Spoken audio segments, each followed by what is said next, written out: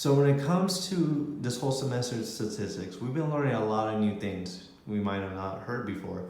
Like, for example, ANOVA, variance, parameters. But when it comes to Latin square designs, a lot of people kind of get the hint, kind of get the concept of it, but they don't understand it in a pure statistical way. And what I mean by that is that a lot of people know it as the game of Sudoku. So you guys already know in the game of Sudoku, there's an equal amount of columns and there's an equal amount of rows. And with each row and column, they kind of share this. They kind of share some spaces. So for example, in this whole column, the whole point of the game is that you can only share one variable in each row and column. So there's only one A in this whole column, and there's only one A in this whole row right here. And they don't double. So that's the point. Like you can have two A's in this row, two A's in this column. And this is really interesting because this is really well for people who are doing research, or they're just using it for design ways, because you can set a variable for rows, a variable for columns, and your variables for whatever characters you want this to be.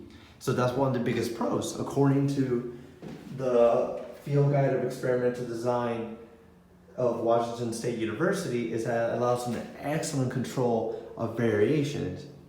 But for this to be considered a Latin square design, it does have that con where it has to have that equal amount of rows and columns. So if you have 4 rows, you gotta have 4 columns for it to be a Latin square design.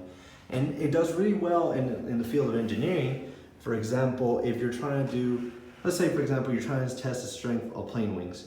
The great thing about, like, if you're trying to experiment, let's say like the cost of what it's going to be like, to kind of test the strength of each of these plane wings, you can really test, like, have different I